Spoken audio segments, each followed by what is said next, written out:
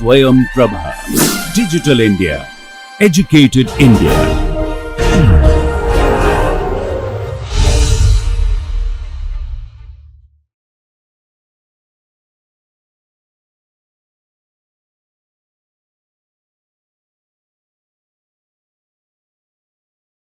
Good afternoon. So, welcome to the course on comprehensive view of speech processing. So, today's lecture is 11 in the series. So, today we are going to discuss about the processing and analysis of speech. So, in the last class we just introduced briefly about the processing of speech, and today we will continue that. And here, as I mentioned, the processing of a speech consists of, in that we will try to discuss the following topics. So, first we will see how do we acquire the speech, then afterwards for representation of a speech or storing the speech in a machine. So, we need to digitize the speech. So, the digitization of a speech we briefly mentioned, and then we know that the speech is produced by a combination of vocal tract system with an excitation. And so, therefore, in view of that, first we discuss about the concept of LTA system, that is a linear time invariant system, where and its response, how to compute the response of a linear time invariant system and with different inputs. So, under that we cover the concepts of convolution and correlation, because the convolution is nothing but it tries to the output of LTA system is defined by the convolution of the input signal with the response of the LTA system. So, that way the convolution concept is defined for LTA systems. So, the correlation is also very similar to convolution. So, therefore, at the end of a convolution we just introduce a concept of correlation. Then following that we discuss about frequency domain representation of a speech.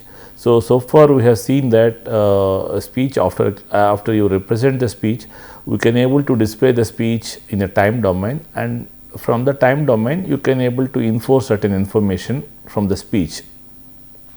And if you want to see the details related to the frequency components present in speech at different segments or different frames for different sound units, so in that case we need to go for frequency domain representation, and for that we will make use of the discrete Fourier transform relations for converting the time domain signal to its equivalent frequency domain representation. So, we will discuss about briefly about DFT relations and their interpretation using a graphical manner. We will see that, and at the end of this processing of a speech, we can represent the speech, we can represent the system in the different ways, in the different representations. One way is that the time domain way of representation, right, where if suppose for example, if the system the input is x of n and the system response is h of n, and y of n is the output, right, and then we can relate the input and the system response by y of n. So, y of n equals to x of n convolution h of n. We will see that later. So, that way it is a one way of representation. Likewise, the frequency domain representation of a system we have seen, and likewise we have other ways of representing the system like jet transform representation and difference equation forms, and then one of the representations will be like poles at zeros of a system. So, we will see that what is meant by poles, what are the zeros and all. So, with this we will complete the processing of a speech. Then the other part of the one is the analysis of a speech. So, after you capture the speech and after you represent the speech, right, then we need to figure it out, because we know that the speech contains the different types of information.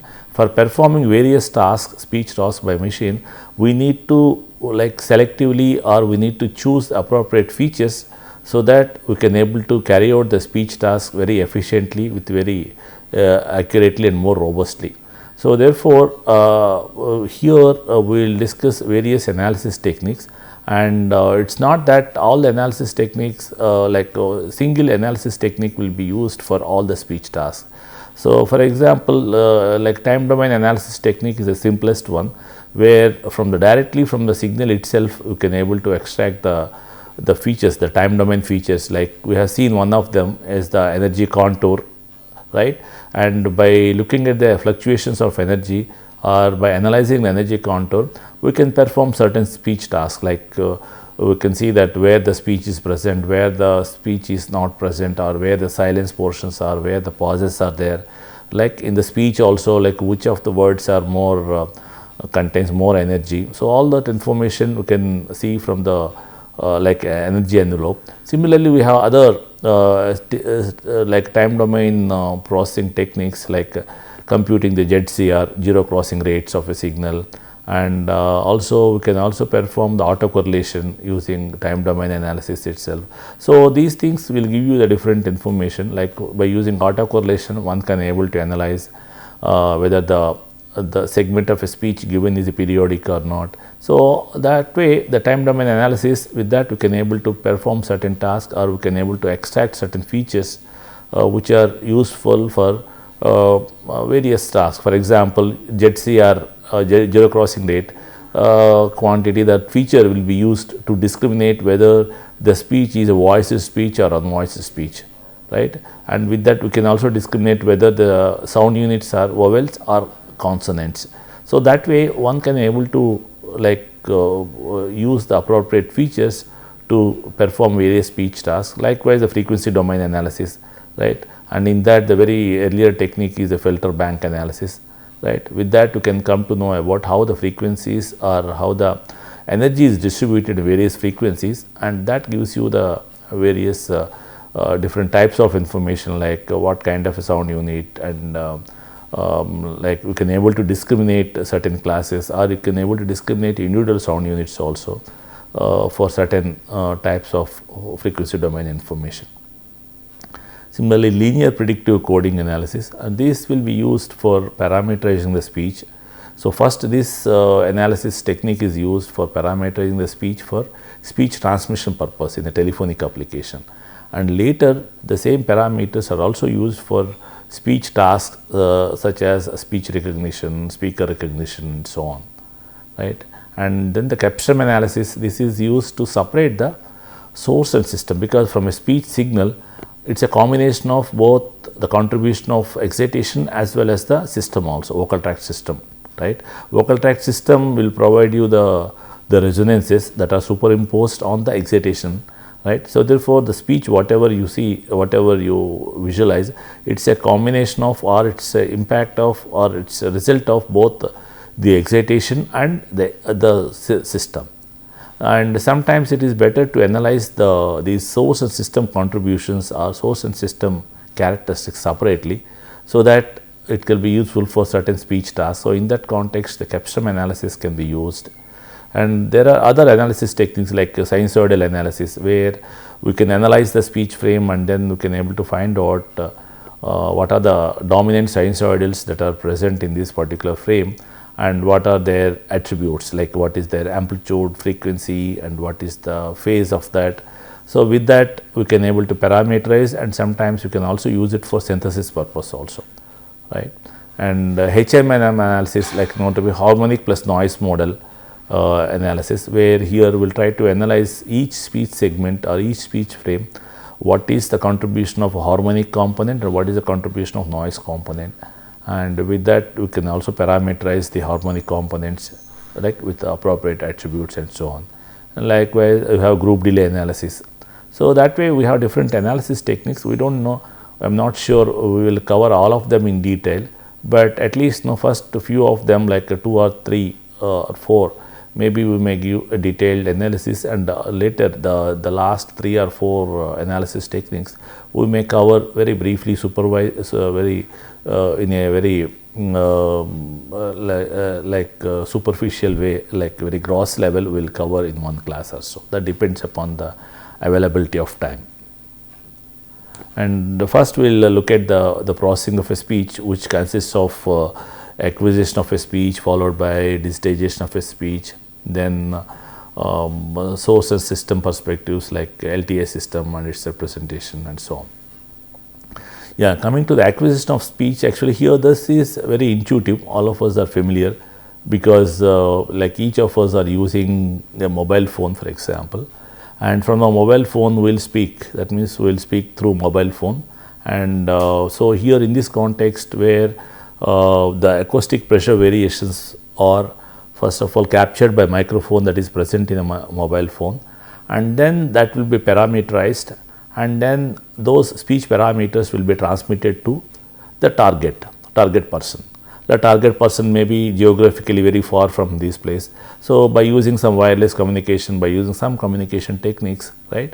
So, these speech parameters will be communicated or will be reached to the target target speaker's mobile phone, and again the process whatever we have done here at the source side.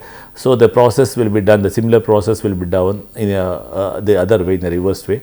So, that you can the target we can again recover the speech back, and then the speech will be heard by the target person. So, that way this microphone basically the job of a microphone is that it converts the speech, like it converts the acoustic signal to the voltage signal or the analog signal, not to be analog signal. Analog signal is nothing but it is a continuous signal. It is a voltage variations or current variations. It is basically acoustic pressure variations are converted to voltage or current variations. But the signal whatever is derived or whatever is obtained from a microphone is still a continuous one, There is not to be analog signal and all. But these analog signals are not handled or cannot be handled by machine, cannot be handled by computer, because continuous signal means at every point all the time the signal is present. So, it will be difficult or it will be very complex to deals with the continuous signal. So, therefore, we need to digitize this analog signal. So, the first step will be the microphone, it is a transducer or a sensor. So, with this the speech signal, the acoustic pressure variations are converted to or transformed to the voltage signal or a current signal or like electrical signal, and this is an analog signal, this is a continuous signal, right. So, this continuous signal cannot be handled by machines. So, therefore, we need to digitize this continuous signal, so that this analog signal will be converted to the digital, that means sequence of bits. So, for digitization process that is involved, there are you can see there are 2-3 steps that are involved in the digitization process. You can see the input will be analog signal and the outcome will be a digital signal. So, the analog signal means it is something like this one, the signal whatever is shown here, continuous signal, like this is the analog signal, right. Like it is a continuous one, just if you draw some, if you just it means that the signal is present all the time, this is analog signal, right. And now we need to digitize that. So, digitization means after digitization, now the signal will be represented by some finite numbers, like. So, how do we do that? Now, this is a continuous signal, right. This is the signal is present from this point to this point, like at every instant or at almost the signal is continuous, you cannot handle that. So, therefore, the steps to involve for converting analog to digital will be the following, right. So, the first thing is that we convert this continuous signal to the discrete signal. So, the discrete signal means here, since signal is here continuous, right, and we will try to discretize that, we will try to split the signal into discrete samples, right. It means that instead of analyzing the signal continuously, we just represent the signal only at the discrete instance. Here in this case, we are representing this signal from here to here by using maybe around 20 samples, Here you see that the samples are at 0, we have a sample of certain amplitude, and at 1 we have a signal have certain amplitude, 2 has certain amplitude, 3 has some amplitude. So, likewise, this whole signal from here to here is represented by some 20 samples. So, that means here in case of discrete time signal, the signal is present only at the discrete time instance. It is not that signal is present all the time. So, earlier in case of continuous signal, signal is present all the time from here to here, all the time. Suppose there is a 3 seconds. So, the entire 3 seconds the signal is present, but here this signal, we discretize this signal by splitting the signal, and we are observing the signal only at the 20 instants. That means at 1, at 0, at a location 1, at a location 2, location 3, location 4 and so on. Likewise, we splitted the signal and we were just observing the signal sample only at the discrete instants, only at this specific instants only. So, now the signal, continuous signal is represented by only these 20 samples, only these 20 samples, right. So, this process is known to be discretization of a signal or known to be a sampled signal, or this will be done by the sampler. That means, by using a sampling process, we represent the signal, we convert the continuous signal to the discrete signal and all. So, here because in the case of continuous signal, the time axis is continuous. So, now we will make this time axis to be discrete. It means that here we are not bothered about the remaining places of time. We are just bothered about only at the instant of 0, 1, 2, 3, 4 and then up to 20. So, only at this discrete instance we are worrying about what is the signal amplitude, what is the. So, this process of converting, representing the signal, continuous signal to the discrete sequence of samples known to be a sampling process or known to be discretization, and this signal is known to be discrete time signal, discrete time signal. So, discrete time signal means the signal contains only 20 samples and its amplitudes. 20 samples, that means the sample locations, that is sample at 0, sample at 1, sample 2, sample at 19, right, and at each location what is the sample amplitude. So, that constitutes the discrete time signal. So, that will be carried out by the sampling process, and the block is known to be sampler. So, when you perform the sampling, here the question arises here is that, so here why you make this sample to be 20 instants, why can't be 40, why can't be 10, why can't be 60. So, what I mean to say is that the sampling rate, that means how many samples per second, right. So, the sampling rate, so how do you decide the sampling rate? How do you decide the sampling rate? Because the moment once you are converting continuous signals to discrete signal, the first thing that arises will be sampling process. So, the moment once you are sampling the signal means the first thing, the question to be asked is that the information that is required will be what will be the sampling rate. That means how many samples you are considering per second. That means for 1 second of a signal you are splitting how many samples, you are making how many samples you are making. So, here there is because if you take any arbitrary signal and if you try to look at the frequency components of any arbitrary signal. So, the frequencies, because since it is a natural signal, the frequencies are present till infinity, the frequencies are present, infinite frequencies will present starting from 0 to infinite frequencies will present.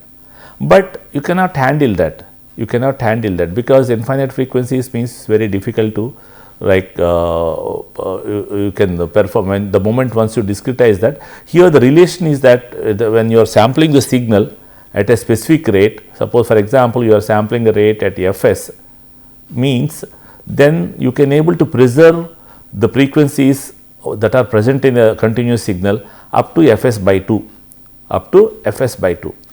But actually in any natural signals mostly the frequencies present are infinite. So, therefore, if you want to like preserve all the frequencies, it means that there are infinite, like, so therefore, your sampling rate will be infinite. So, it is nothing but again a continuous signal.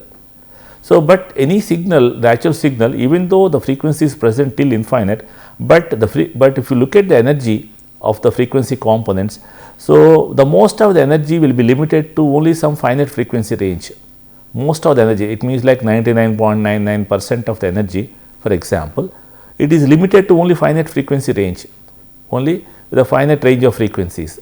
So, therefore, the depending upon the task or the depending upon the frequency range of interest, then we can able to convert the continuous signal to the discrete signal and all, continuous signal to the discrete signal. That means, for example, if you take a speech signal and if you want to sample that, and we know that strictly speaking the speech signal has infinite frequencies may present, but if you look at the energy that is distributed in those frequencies, so the frequency, the energy that is present in a speech signal will be like you can see that and another thing is that the speech here, the speech signal is mainly meant for humans, right. The speech signal, as we know that this is meant for human communication.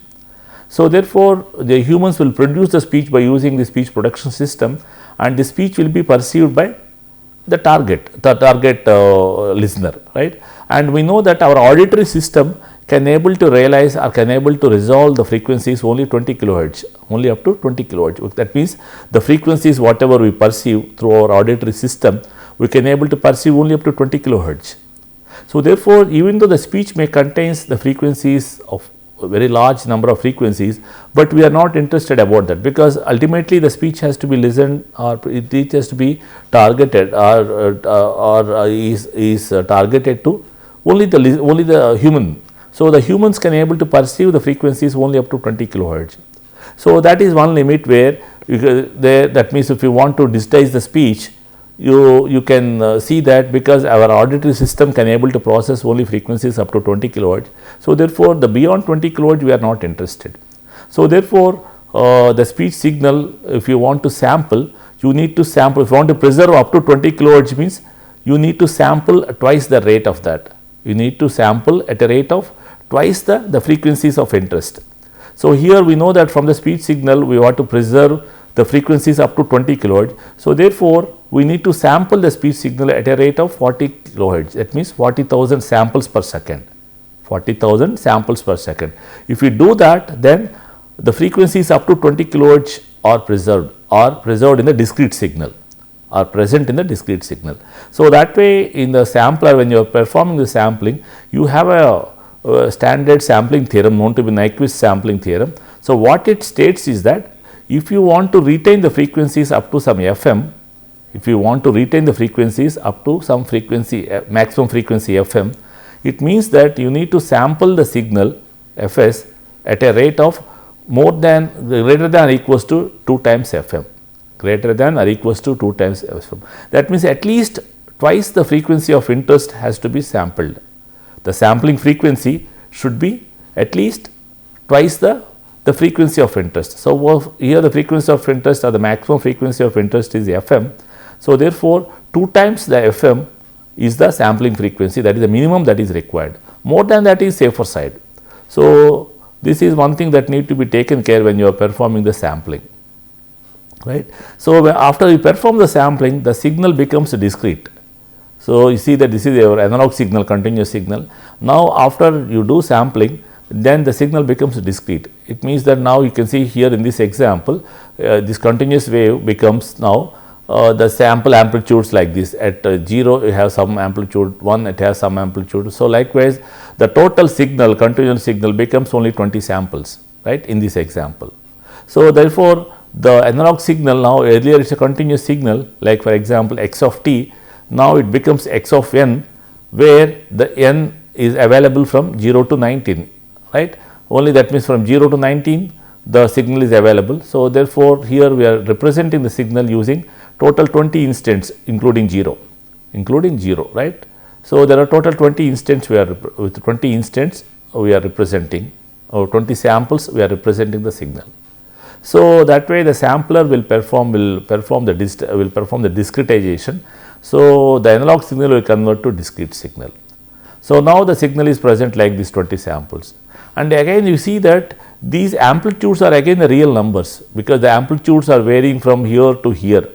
It means that in this range, suppose for example this is a 5 volts and here this is a minus 5 volts. It means that the samples can take any value between plus 5 volts to minus 5 volts, right, plus 5 volts to minus 5 volts, that depending upon the signal shape, right. That means these the sample values will take a real number. So the sample number, for example, it may have 1.3456788892335. Likewise, any value it can take between the maximum and a minimum range, minimum amplitude of a analog signal and all, right. So therefore, again this range, it means that the amplitudes are again a continuous range. The amplitudes that is offered by the speech samples are again in a continuous range. So you cannot handle again by machine. So therefore, here we will perform a quantization For that we use the quantizer. So, the quantization is nothing but here these continuous amplitudes or this real time or the real valued amplitudes voltage values will be grouped into only some finite levels, only some finite values, right. So, with that like the range of the voltages or the continuous voltage values will be represented by only some finite set of values.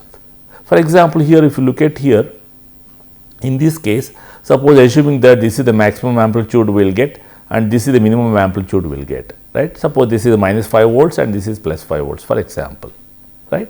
And then here what we are doing here, for example, if you divide this scale of plus 5 to minus 5 with the levels of like 1 volt is equals to 1 level for example.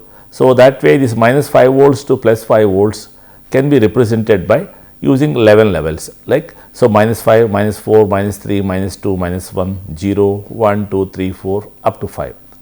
So, likewise whatever the amplitudes are there, the signal sample amplitudes, we will be round it off to or will be approximate to only these numbers like minus 5, minus 4, minus 3, minus 2 and so on, right. Only with 11 levels we will represent with 11 voltage values we can able to represent. Then it is possible, then we can able to process by machine and all. So, for that how do we do that? So, we will do that, we will do some approximation. For example, if the signal voltage equals to for example between 0.5 to minus 0.5, then we will be rounded off to 0,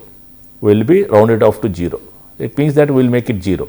And if the signal amplitude equals to 0.5 to 1.5, then we will make it as 1, we will make it as a central value, 1 value.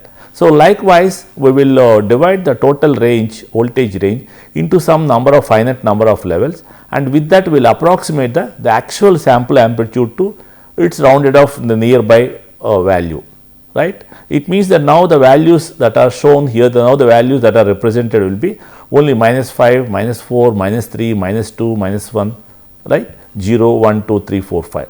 But the actual sample amplitudes will vary, like the actual sample amplitudes may not be exactly these values, these like minus 1, minus 2, minus 3 or 1, 2, 3 and some. The exact values will be like 1.25 may have, maybe for example 4.35 or like a minus 2.72. Likewise, the values will be real values, actual values, but for the sake of processing by machine, so these real values will be converted to some finite number of voltage values. Instead, otherwise real value means we have infinite values are possible, minus 5 volts to plus 5 volts, like we have infinite values are possible. So, you cannot process that. So, therefore, we represent the voltage range into some again a fixed number of levels or fixed number of or finite number of voltage values, and with that we can able to represent the signal amplitude and all. It means that here also we are doing the other way of sampling in the voltage scale, or here earlier we had done the sampling in the time scale. In the time scale we have sampled, like earlier we have continuous time, that we have splitted that represented with only 20 samples. So, that is a convenient way the machine can process. Similarly, here also the voltage is varying from plus 5 volts to minus 5 volts in a continuous manner strictly speaking, but you cannot handle that. So, therefore, that we are representing with 11 values like minus 5, minus 4, minus 3, minus 2 and so on up to plus 5. So, this process of approximating the converting the continuous voltage values to some finite number of values, so this is known to be quantization. And here again in the process of quantization we have some lossy, because the actual amplitude may be 1.25, right, but that we are approximated as 1, volt. And similarly, suppose the actual value is 1.75, you may be approximated as 2 volts. So, in the process you have some loss of information. The actual value is 1.25, but you are representing that with 1 volt. It means that there is error of 0.25 volt, right. So, likewise here based on the number of voltage levels you are considering here, you are bound to some errors will occur and all. And again, for controlling the error, for reducing the error, what can be done? If we increase the number of voltage levels, then the error can be minimized. Error can be minimized because the error here will be almost like a step, half of the step, like a 0.5 volts, because you can see that at 1.5 will be rounded off to 2 volts, right. It means that actually the voltage is 1.5, but you are rounding off to 2 volts. It means that the error of 0.5 volt. So, the maximum error that can be here will be like whatever the level difference is there, the level difference by 2, that is the error that will be occurred in this quantization process. So, to reduce this error, what we can do is that if you increase the number of levels, then the difference between the levels will be less, so that the error that will be occurred is also will be less. So, therefore, if you increase the number of levels, then the error will be come down, error will be reduced, right. So, once you perform a quantization, you will come to know about how many levels were there, and accordingly we can encode that accordingly, and after that, with that you can able to, by using encoder, you can able to encode each of the voltage and all. Because here in this case we know that there are, for example, 11 levels are there, including -5 to +5. So, these 11 levels you can able to encode. For encoding these 11 levels you require 4 bits, right, because using 3 bits, zeros and ones combinations, you can able to represent up to 8 levels, 8 different values you can able to represent. But here there are 11 values, so therefore you need to go for 4th bit, like there are 4 bits are required, but in the 4 bits you can able to represent up to 16 levels maximum, but here only 11 are there, and the remaining we may not be using, but you require the 4 bits are required. So, therefore, if you there is here you can say like if you increase the number of levels, the error will go down, error will be reduced, but if you increase the number of levels, the number of bits that are required for representing the voltage level will be increased, voltage levels will be increased, because there will be like sometimes, because you want to transmit the speech data, and finally you will transmit, or you are representing the speech by these voltage levels, and again these will be encoded. For example, if you represent the total range of the voltage by using, for example, using 1024 levels, for example. So, it means that every sample you are represented by 10 bits, because 1024 is nothing but 2 power 10. So, therefore, each level you can able to represent by 10 bits, that means each sample amplitude you are representing by 10 bits, right. Suppose, for example, if you the same range if you represent by using 256 levels, so in that case each sample will be represented by 8 bits, but representation of 256 levels and 1024 levels, you have a difference, right. By using 1024 levels, the error that will be occurred during the quantization process will be much reduced, will be very less compared to 256 levels. So, that way you have like constraint here. If you increase the number of levels, the loss of voltage or loss of quantization due to quantizer will be minimized, but at the same time the number of bits that are required for representing the sample will be increased, For example, the reason is that, suppose for example you want to transmit 1 second of a speech, right, 1 second of a speech. So, in that case you can see that a sampler will provide you certain information, because you need to, 1 second means actually here you need to see that what is the sampling frequency that is required, right. So, we know that our auditory system can process only up to 20 kilohertz. So, therefore, you can sample at 40 kilohertz is the minimum sampling, where all frequencies that are present, all frequencies that can be retained by the discrete signal and all. So, it means that this earlier the continuous signal, the 1 second, now we are represented with the 40,000 samples, and then after this again each sample amplitude you are rounded off with the certain number of levels. Suppose if you perform the quantization with 1024 levels, for example, then each sample amplitude value will be represented by 10 bits, because there are 1024 levels offered by quantizer.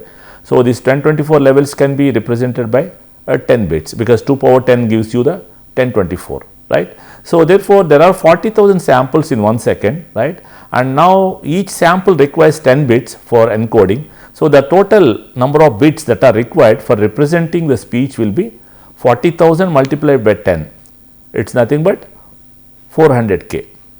It's nothing but 4. Earlier we have 40k and every sample now requires a 10 bits. So, therefore, for representation of a speech of 1 second, you require 400k. You require 400 kilobits per second, that is 400 kilobits per second, kilobits, 400 kilobits, that means 400 into 10 power 3 bits are required for representing 1 second of a speech. But that one, it means that it requires more number of bits, it means that it needs more channel bandwidth, right. It needs more channel bandwidth, but we have a constraint on the channels also. There are channels which offers very lower bandwidth. At that time, you cannot transmit the signal at that rate, at that 40 at a rate of 400 kilobits per second. You cannot do that. So, at that time you need to compromise. At that time, you need, instead of retaining for 20 kilohertz, right, 20 kilohertz is for our auditory system, where you can able to perceive a speech as well as all the music, all the audio you can able to perceive. But if you look at the speech, the frequencies that are present in a speech will be the most of the energy that is concentrated in the frequency range of only up to 4 kilohertz or maybe up to 8 kilohertz. So, that depending on that, you can able to perform the sampling rate. Suppose you are sampling the signal for telephonic application, it's not, we are not sending the audio, we are sending only speech produced by human. So, the speech produced by human, the frequencies that are interested will be only up to 8 kilohertz or only up to 4 kilohertz, that is good enough, right. So, if you want to retain the frequencies up to 4 kilohertz, it means that you need to sample at a rate of twice of that, 8 kilohertz. It means that your sampling rate will be 8,000 samples per second. Earlier we have 40,000 samples in case of audio, but in case of a speech, we know that where the most of the energy is focused within 4 kilohertz. So, therefore, we can say that the maximum frequency that need to be retained will be 4 kilohertz. So, therefore, the sampling rate will be like 2 times of that, like, so therefore 8k, that is nothing but 8,000 samples per second, right, 8,000. And here also if you take a quantizer, so instead of taking the like 1024 levels, suppose if you go with the 256 levels for example, right, in a compromised way, then each sample requires only 8 bits, 8 bits.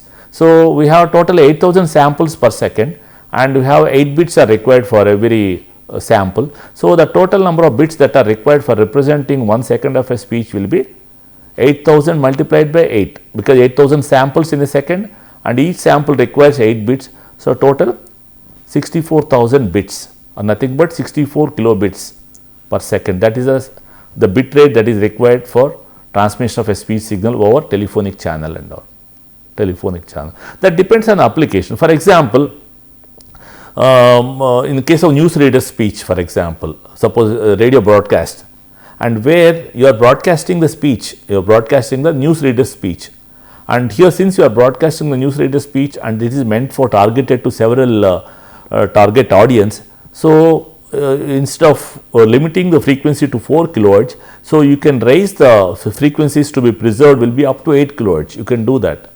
So, that the quality of the broadcasting will be much higher, right. So, if you retain with 8 kilohertz, if you want to retain the speech frequencies up to 8 kilohertz, then what you need to do, you have to perform the sampling at a rate of 16 kilohertz, that means 16,000 samples per second. If you do that, then up to 8 kilohertz frequencies will be preserved in the discrete signal and you can able to carry out further. So, that way that depending on the application, you need to choose the sampling rate and appropriate the number of quantization levels also. Then after that, by using encoder, simple encoder based on the number of levels of a quantizer offered, then you can able to encode with the appropriate number of bits, then you can get a digital sequence. You have a continuous signal and finally, you have a digital sequence in the form of zeros and ones. Suppose for example, here in this case there are 20 samples are there and again each sample if you represent by 8 bits, right, we have total 160 bits. That means a sequence of 160 zeros or ones, right, that is a representation of this particular signal. So, that is nothing but a digitization of speech, right. So, this way we can able to capture the speech by using a microphone, and that is an analog signal, and then this analog signal will be converted to digital by using these processes, sampling followed by quantization and followed by encoding and all.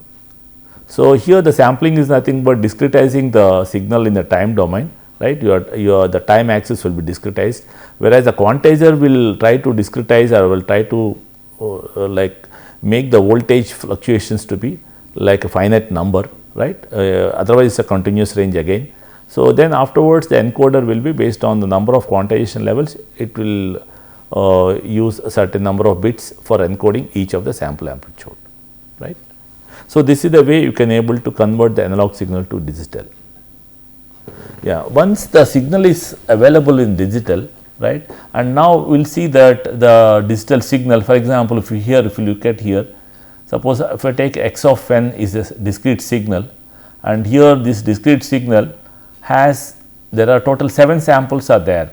The signal contains only 7 samples, and these 7 samples are present from -3 to +3, including 0, right. You can see at -3 the signal amplitude is this much, and at -2 the signal amplitude is this one, at -1 signal amplitude. So, likewise this is x of n is my discrete signal, x of n is my discrete signal.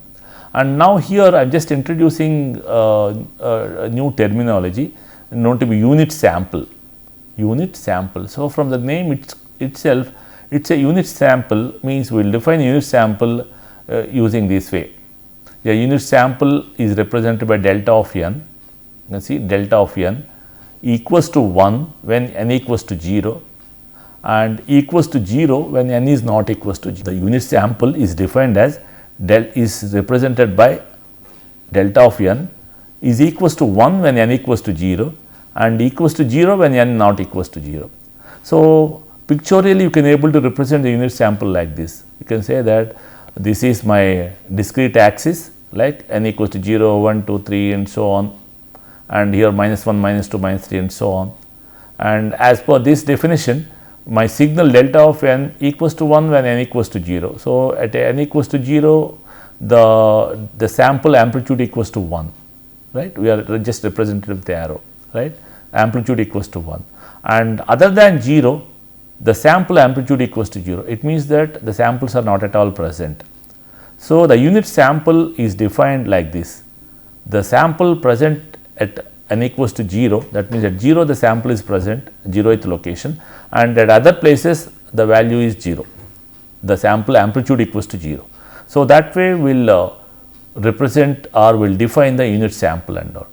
So, once we have a unit sample, then how do you get the unit sample train, a sequence of samples? So, that means, for example, if you look at the bottom figure here, you can see there are sequence of samples, right. You have a sample at 0 and you have a unit sample at 1 and you have a unit sample at 2, unit sample at 3, likewise -1, -2, -3 and so on.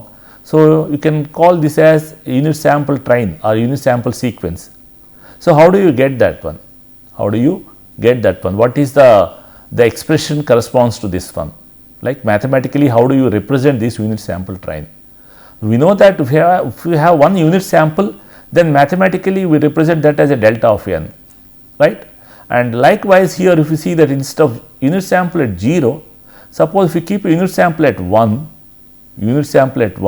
it means that now the signal amplitude is nothing but at n equals to 1, the signal amplitude equals to 1. That means, we have a sequence like at it is equals to 1 when n equals to 1, at other places it is 0, at other places it equals to 0. But what we want, we have a definition something like this. So, we can write this as, if we have a sample at 1, can be written as delta of n minus 1, because if you see the definition, delta of n minus 1 means what? Delta of n minus 1 means at is nothing but delta of n minus 1 equals to 1 when n minus 1 equals to 0. That means, whatever the argument is there, that has to be equal to 0, and at other places it is not equals to 0. So, therefore, if you place a sample at n equals to 1, so the mathematically it is nothing but, this is nothing but delta of n minus 1. It is nothing but, this is, you see that this is a delta of n, that is nothing but when this argument n equals to 0, where the signal is present and its amplitude equals to 1, delta of n. And if you say, if you place this sample at n equals to 1, so this is mathematically you can write it as delta of n minus 1. it is nothing but shifted sample. That means, earlier we have a unit sample here, and now the same unit sample is shifted by one location towards right, towards positive direction. So, that is nothing but delta of n minus 1. Likewise, suppose if you want to place a sample at 2, it is nothing but equivalent to delta of n minus 2. Likewise, as you keep the sample in a positive side of axis, you have corresponding delta of n minus 3 and so on likewise. And the same way, same definition, if you want to place a sample at minus 1, it is nothing but delta of n plus 1, and here delta of n plus 2 at n equals to minus 2. So, likewise, you can able to shift the samples at different locations, right, and if we add all these shifted samples, then we can get the desired sample train, right. You can see sample at here without shift, and sample at 1 positive shift, sample at 2 positive shifts, 3 positive shifts, like sample at 1 negative shift, 2 negative and so on, right. And then we have like this is delta of n, this is delta of n minus 1, delta of n minus 2, n minus 3, n plus 1, n plus 2 and so on. So, if you sum up all these samples, shifted samples, right, then we can get the desired sample train. That means, we have n equals to 0, n equals to 1, n equals to 2, all the places we have samples. So, this is nothing but a summation of all the above figures, all the above plots.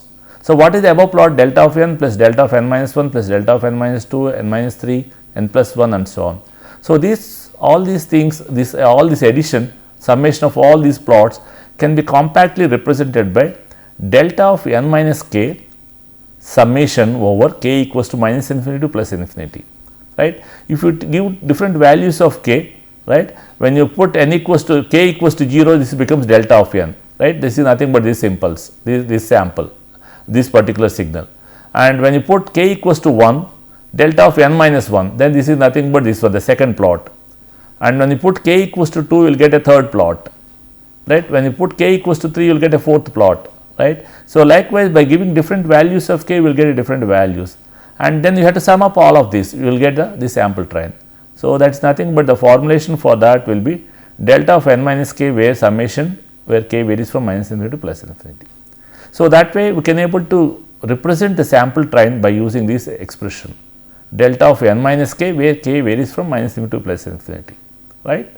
So, once we have this one by using this, now here our idea is that how do we represent this discrete signal using these sample sequences, using this sample sequence, unit sample sequence, how do you represent that?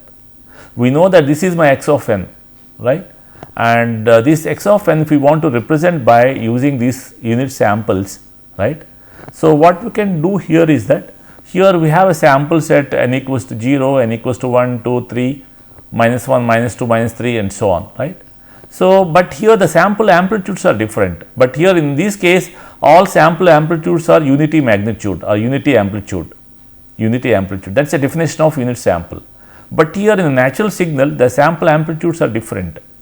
So, how do you get the different sample amplitudes with respect to the unit sample?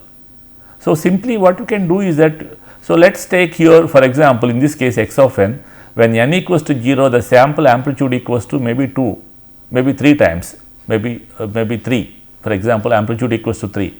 So, if you want to represent this sample using unit sample, what you can do is that delta of n is nothing but unit sample, but here the sample amplitude is 3 times, that is nothing but x of 0. So, therefore, if you multiply x of 0 with the delta of n, you will get a sample at 0th location whose magnitude equals to x of 0. Likewise, you can able to write, suppose x of 1 you can written as x of 1 into delta of n minus 1. X of 1 is nothing but the sample amplitude at one location, at the location 1, and delta of n minus 1 is nothing but unit sample. So, if you multiply unit sample with the sample amplitude of the desired signal, then you can able to get the unit sample here. So, likewise, you can able to you take unit sample and you scale it and shift it as per your requirement, and if you sum up all of them, then you can get a desired signal x of n. Here to get this one, you take these 7 plots, 6 or 7 plots, right, and then 7 plots and add them, you can get the x of n. So, that way the compact notation of x of n in the form of unit samples, you can write like this: x of n equals to delta of n minus k where k equals to minus infinity to plus infinity multiplied by x of k, multiplied by x of k. And here we are putting, for the generality you put k equals to minus infinity to plus infinity, but here the samples are not present at all the values of k, but here the samples are present only from minus 3 to plus 3. That means k varies from minus 3 to plus 3, that is good enough, because at other places there is no samples at all, that means sample amplitude will be 0. But for the sake of notation I just put k equals to minus infinity to plus infinity, but at the other places where the value will be 0, the values will be 0, that means beyond 3 in the positive direction, and before or if you go this towards negative direction beyond minus 3, the all values will be 0. So, now my x of n can be represented by using the unit samples as like shifted and scaled unit, summation of shifted and scaled unit sample, because delta of n are nothing but delta of n minus k is the shifted unit sample, and this is scaled by x of k, whatever the sample amplitude is there. So, therefore, we can call x of n as the summation of shifted and scaled unit samples, shifted and scaled unit sample. So, that way you can represent the discrete signal using unit samples. So, here we have taken the definition of unit sample as this one, delta of n equals to 1 when n equals to 0, that means only one sample is present, and that is also at n equals to 0. And now, to get a multiple samples, to get a sample train, that means a sample at different locations, what we are doing is that we are shifting this unit sample by different locations, right, and then adding all of them, so that we can get the desired sample train. So, here, but our natural signals are not like unit samples all the time, they have different amplitudes. So, therefore, our natural signal also can represented by using unit sample sequence like this, like x of n is nothing but k varies from minus infinity to plus infinity, x of k multiplied by delta of n minus k. So, this way you can able to represent any discrete signal using unit samples. Okay. So, next we move on to the next topic, it is a LTI system, known to be linear time invariant system, and we are introducing this topic, or we are discussing this topic because the reason is that, so we know that the speech is produced by our speech production system, and we can view the speech, the outcome speech or a speech signal as a result of exciting the vocal tract system or exciting the oral cavity or a nasal cavity with appropriate excitation, with appropriate excitation. That excitation may be due to vocal folds or due to the constrictions at a different places in the oral cavity, so on. So, that way we are modeled the speech, we already discussed the speech can be modeled as the interaction of the excitation with the vocal tract system, interaction of excitation of the vocal tract system, the result will be the speech, right. So, therefore, for that for studying that, we are studying the LTI system first, and we will see that for a given LTI system, linear time invariant system, how do we compute the response of a linear time invariant system, right, for different excitations or for different inputs, like how do you compute that. So, for that actually here we are introducing a concept of convolution, because the concept of convolution is related to the LTI system in the form of, if you want to analyze the response of LTI system, then we will make use of concept of convolution. So, we will see that what is meant by convolution over here and all. But yeah, here we know that as a LTI system, suppose a system is a linear time invariant system, for example, then by the definition here is that if a system is a linear time invariant, then suppose for example, for the system h of n is the response of a system, that means the true response of a system. It means that suppose for example, you have a table. So, the table it has certain shape and then it occupies some volume and all, it has certain properties and characteristics, so therefore, it has some response, right, it has some response, right, and the inherent response of a system is represented by, or the true response of a system is represented by h of n. But if you excite the system or if you interact the system with the different inputs, you will get a different outputs. For example, you have a table. Suppose if you do not give any excitation, we do not hear anything. Suppose if you tap the table, by finger, like we will get a different sound. And if you tap the table with a pen, for example, you will get a different sound. And if you tap the table with a complete hand, you will get a different response. So, here what I am saying is that you have a table, right, and then the table has some response, right, and then but the table response or the outcome of table response, that depends upon the input, the what way you are exciting. Suppose if you hit the table with a pen, right, and then it gives you some sound, and if you hit the table with a hand, it will give you some other sound. So, what I am saying is that based on the input, the table's response, outcome response will be differing, will be varying and all. So, here but here if you the true response of a system you cannot observe by giving different inputs and all, right. The true response of a system is observed if you excite the system or if you input the system with a unit sample, right, whatever the outcome that is observed will be the true response of a system and all. It is nothing but h of n.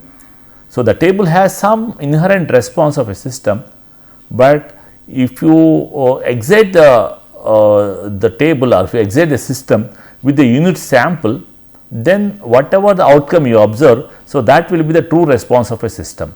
It is known to be the true response of a system or unit sample response of a system, because when you are giving unit sample as a input and you are observing that particular output, and that is a true response of a system. Other than that, if you give any other input, the response of a system will be combination of system response as well as the input also, and so here you see the input is we call it as x of n as the input and h of n as the response of a system or a true response of a system, and y of n is the output of a system. And here if you excite the input or if you excite the system with a delta of n with the unit sample, then you can able to observe the y of n output as the system response, the actual true response of a system. That is why it is known to be system unit sample response, and we will continue this for different inputs, how the system output will be, and in generic how do you define the convolution from these analyzing the LTI system with the different inputs and all. So, this we will discuss in the next class. So, we will stop here. Okay, thank you.